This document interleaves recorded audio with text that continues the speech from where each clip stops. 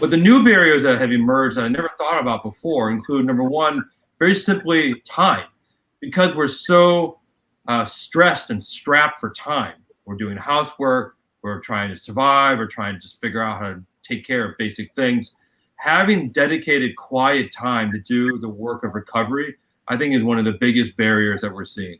Where do you find an hour to just reflect, to think, to meditate, to do the work that you and your therapist talk about? Number two, along that, another major barrier to recovery is just privacy. Similarly, if you're confined or in quarantine, I've had a number of patients really struggle with privacy in order to be able to do the work of recovery. Number three, one of our greatest concerns in the mental health field is that as unemployment continues, as more and more people every month potentially lose their healthcare insurance, that's an obvious barrier to care. When you don't have health insurance, you don't have your standard covered, how are you going to access mental health and substance use disorder care? And instead of running away from telehealth, I think it's important for us to embrace this as this is a brand new tool that we're going to use. The idea of using digital health technology to bring us closer with patients and bring more recovery tools so that patients and families have them at their disposal.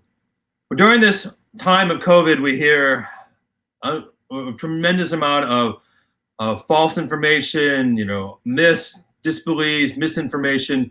I think it's so important for us to maintain steadiness and consistency.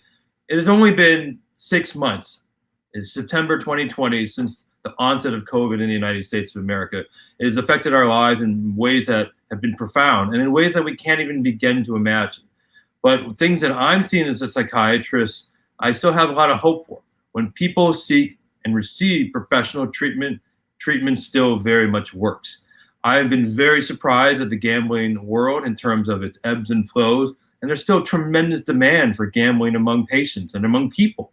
But there's also still a tremendous need for proper mental health treatment, proper prevention, and I believe that we can certainly restore a lot of hope and recovery. We just have to look at it, and it's going to look a little different than it did through traditional methods.